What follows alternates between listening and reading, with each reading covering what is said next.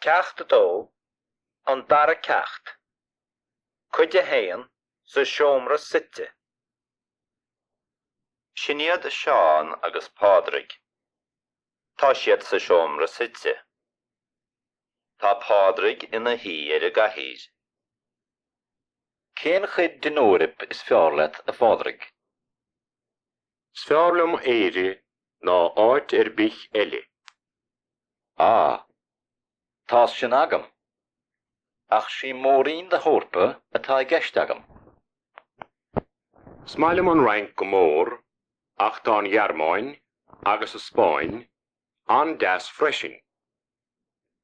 Tá an rankis agat nach bhfuil. Tá. Tá riint Frankis agam, agus tá beagán Spáinis agam. Ach ní féidirlum éon Jarmáinis a labhairt. Cén chuí mar sin éire letar de thoras?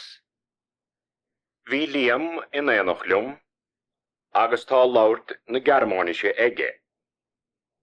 Ó, a bhfuil Jarmáinis aige.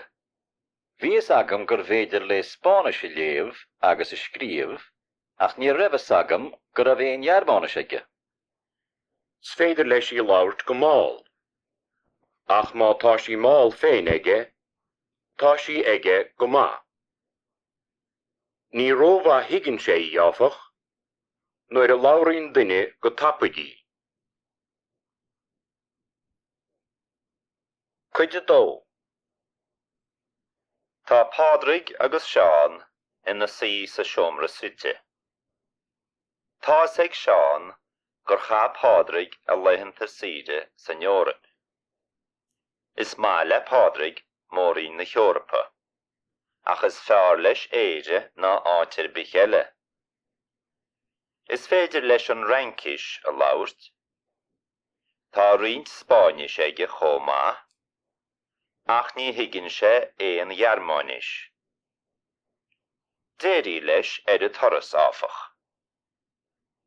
Tá labhairt na Jarmáinis ag Liam, agus bhí sé naonacht le Pádraig a thoras. Bhí ag Seán go raibh léamh agus scríomh na Spáinis ag Liam, ach ní raibh aige go raibh éon Jarmáinis aige. Dinis Pádraig dó gur féidir le Liam an na Jarmáinis a labhairt go máil.